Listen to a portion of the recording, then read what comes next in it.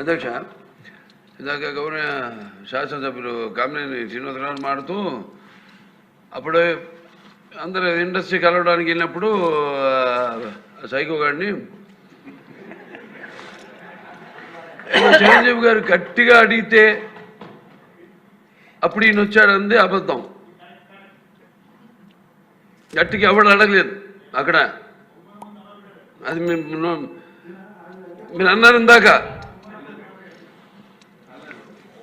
ఏదో గట్టిగా అడిగితే ఈయన వచ్చాడు మళ్ళీ కలవడానికి, లేకపోతే ఏదో సినిమాటోగ్రఫీ మినిస్టర్ కలవమన్నారు అని. ఏంటంటే అడినా అండి అవి మిగతాను ఓకే, అవమానించడం ఆయన ఓకే, ఏదో ఆయన పెద్ద గట్టిగా చెప్తే ఆయన దిగి వచ్చాడంట కలవడానికి, లేకపోతే సినిమాటోగ్రఫీ మినిస్టర్ కలవమన్నా అంట. మనం కూడా నాకు ఇన్విటేషన్ వచ్చింది ఇక్కడ ఫిల్మ్ డెవలప్మెంట్ ఒక లిస్ట్ తయారు చేయమని. నాది 9వ పేరు వేశారు. అది ఎవరో ఈయన నేను అడిగాను కూడా, దుర్గేష్ గారిని కూడా అడిగాను, గౌరవ సినిమాటోగ్రఫీ మంత్రివర్యులు కూడా అడిగాను నేను, ఎవడో అడిగేసిందని. The respect a human being, even be opposition or us. 9వ పేరు వేశారు.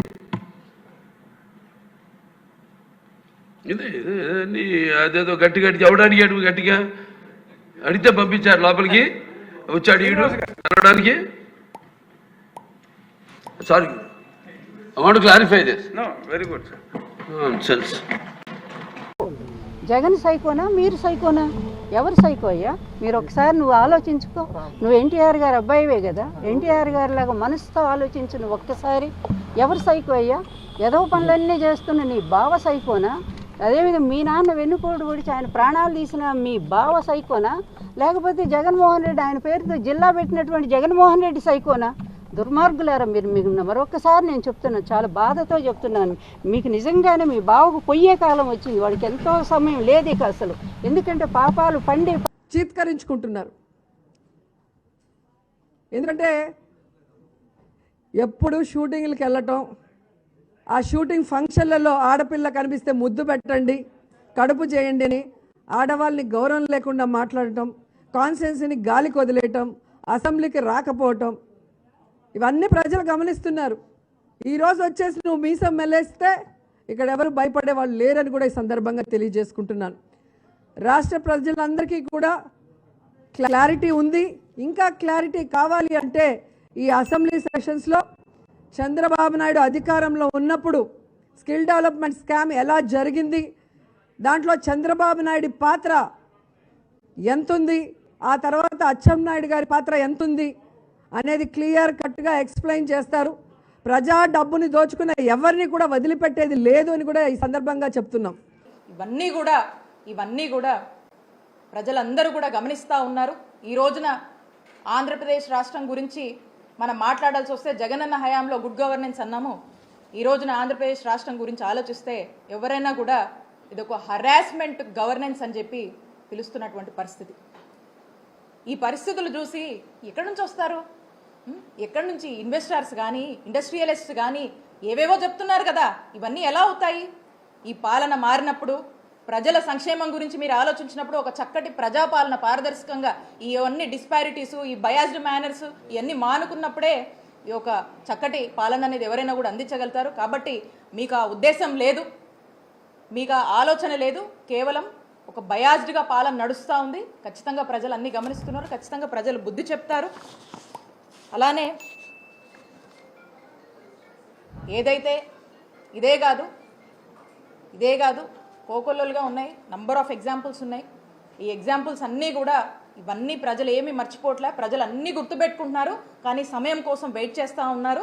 కాబట్టి మేము వైఎస్ఆర్ కాంగ్రెస్ పార్టీ ఏదైనా ఇలాంటి ఇష్యూస్ వచ్చినా దేనికైనా కూడా మా నిజాయితీయే మా నమ్మకం, మా నాయకుడి సిద్ధాంతమే, మా పార్టీయే, మాకున్నటువంటి మా కార్యకర్తల కమిట్మెంటే ఈరోజు మా అందరికి కూడా మమ్మల్ని ఇంకా కూడా నిలబెడుతుంది. మేము ఇంకా ధైర్యంగా అడుగేస్తాము. మీరు ఇలాంటివి ఎన్ని పెట్టుకున్నా, ఎన్నిట్లో మమ్మల్ని ఏం చేయాలని చూసినా ప్రధానికి వన్ డే మీ అంతా కూడా you're all answerable, you're all accountable.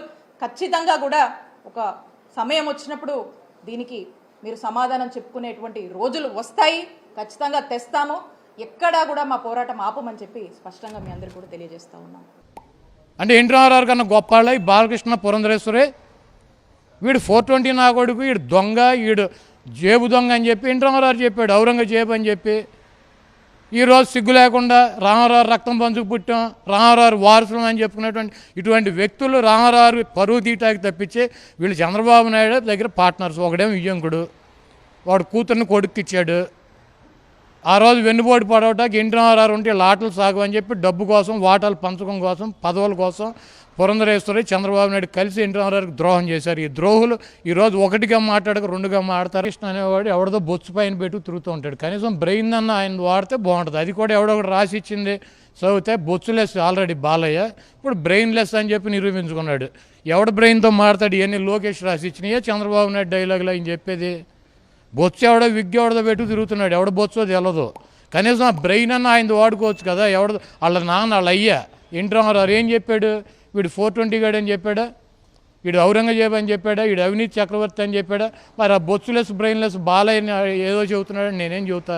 ఆయన బొచ్చులు ఎట్టాగో ఎవడదో పెడుతున్నా, బ్రెయిన్ అన్న నీది పెట్టు తిరగమని.